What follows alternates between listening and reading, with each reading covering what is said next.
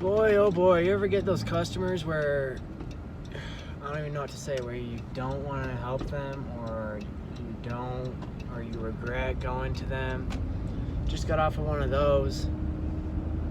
Man, so this guy calls me a few weeks ago, and he talks my ear off like 20 minutes for something that should take like 4. And then we set up an appointment. I'm gonna go look at the job. I go, he no-shows me, so I look at the car, I leave, and he calls me back, and so we go back and forth. All right, well, it'll cost this much, yada yada, we'll do it this day. And then he calls me back and says, I can't do it this day, my wife won't be here, do it this day. I said, all right, good. And a few minutes later he calls me back and says, we're gonna have to just do it till when I get back from out of town. And so I said, all right, fine. And at this point I'm just like, I've spent over 60 minutes on the phone with the guy.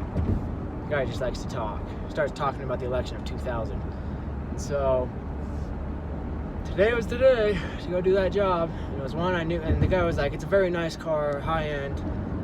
And I'm just thinking, like, that doesn't really mean anything other than you might be picky. And he said, yeah, it's been vacuumed and run through the car wash. And so I'm like, well, it's going to be in bad paint condition.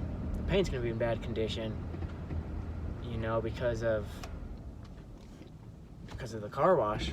And sure enough it was. But anyways, I go, and the problem was, he runs it through the car wash first, and I didn't mind that. You know, I don't recommend it, but he's selling the car, so whatever, no big deal. And so we do that. He does that first thing in the morning. We come back, and I see just water spots everywhere, and I'm thinking in my head, it's the job I was supposed to do: a clay bar, like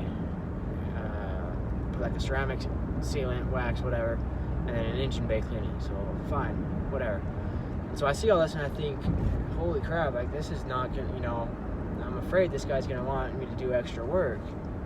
And so, this is the right exit. Oh crap. Oops, hope no one saw that. It was a right turn lane only, and I went through it.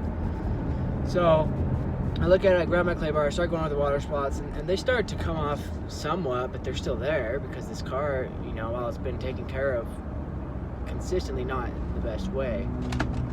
And so I tell him, like, well, I don't know if these are going to come off all the way, and honestly, this car could use a whole, you know, paint correction, but you're not going to want to do that because it costs hundreds of dollars. And he tells me about this other guy who offered a buff job. I hate when people say that because no one really knows what it means. Or it means a different thing to different people.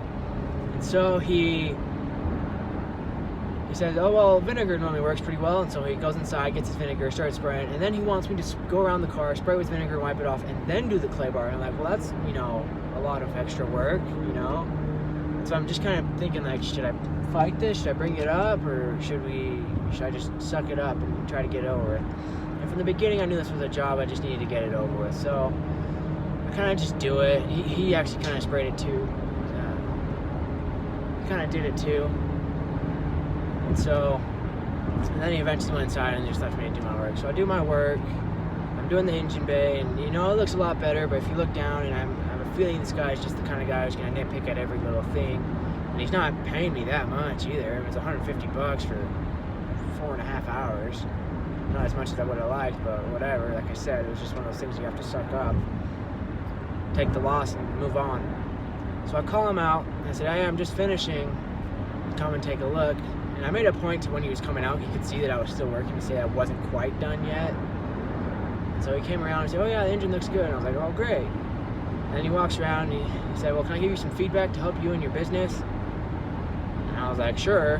You know, the best thing I always say is, you know, please, I value your honesty and I want your feedback. You know, I don't always ask for feedback. If someone has something to say, I'd rather them they tell me than to just keep it to themselves. And so he said, you know, spots like this, and there were spots he worked on, and there were these little things all over the car, just like crusty things that were just like so stuck on, and I could have gotten them, but I would have been, you know, all day. And so I was trying to, you know, work for the money he was paying me, giving me that kind of a job. And he said, I'm okay paying you what we agreed on, but I would have given you a tip if all these other little things were taken care of. And, you know, I wasn't offended or anything. Like I said, it was just one of those just get it over with jobs. You know, as long as he doesn't leave me a bad review, that's all I care about. And I don't think he will, because we were talking, you know, for a long time together, and we had a lot in common. We got along, it was just those few things. Anyways, have you ever had a customer like that? Drop your story below, please.